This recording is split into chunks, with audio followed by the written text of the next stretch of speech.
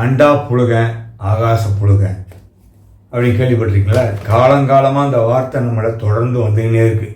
ஏன்னா போய் பேசுகிறவன் பித்தலாட்டக்காரன் போர்ஜரி கேப் மாதிரி மொல்ல மாதிரி எல்லாம் அந்த நாட்டில் இருப்பான், தொடர்ந்து இருந்துக்கினே இருப்பான்றதுனால அந்த வார்த்தையை சொல்லி வச்சுருக்காங்க நம்மளுடைய முன்னோர்கள்.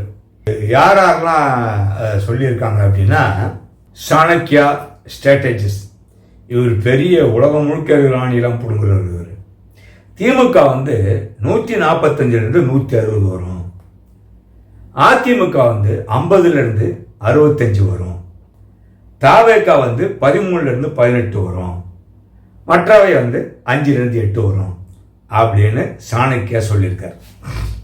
அக்னி திமுக 169, அதாவது இதுலேருந்து அது ஸ்ட்ரைட்டாக சொல்லிட்டாங்க.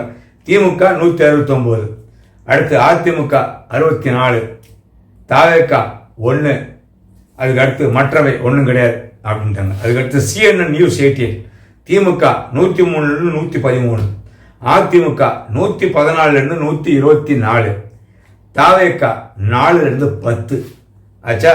அப்புறம் டைம்ஸ் நாவ் அவங்க என்ன சொல்றாங்கன்னா, திமுக 75 95, அதிமுக 128 147, தாவேகா 8 15. அதுக்கு அடுத்து இந்தியா டுடே திமுக 92 110 வரைக்கும் வரலாம், அதிமுக 22 32, அதுக்கு அடுத்து தாவேகா 98 120, மற்றவையெல்லாம் ஒன்றும் போடல அவங்க. அதுக்கு அடுத்து பிமார்க் அப்படிங்கிற திமுக 125 145, அதுக்கடுத்து அதிமுக 65 85, தாவேகா 16 25, மற்றவை 1 6, அதுக்கு அதிகமாக கொடுத்துருக்குறாங்க.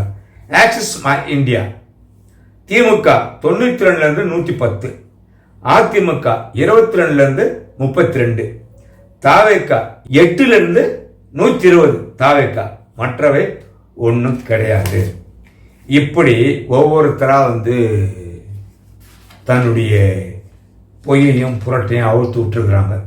எப்படி இவங்க இந்த கணக்கு எடுத்தாங்க? இந்த நிறுவனங்கள் எல்லாமே எப்படி கணக்கு எடுத்தாங்க, எப்படி இதை பப்ளிஷ் பண்ணாங்க, இதை பப்ளிஷ் பண்றதுக்கு அந்த நிறுவனம் எப்படி ஒத்துக்குச்சு, அரசாங்கம், போலீஸ் டிபார்ட்மெண்ட்டு, அது நம்ம எலெக்ஷன் கமிஷன், இவங்கெல்லாம் என்ன பண்ணிட்டு இருக்கிறாங்க? எதுக்காக இதெல்லாம் கேட்குறேன்னா விஷயம் இருக்கு. அடுத்த காணொலியில் சொல்றேன் பாருங்க, ஏன் இதெல்லாம் நான் கேட்குறேன் அப்படின்னு சொல்லி. இதெல்லாம் பொறுப்பாகணும், பதில் சொல்லணும் எல்லாருமே. அடுத்த காணொலியில் தொடர்ந்து பாருங்க.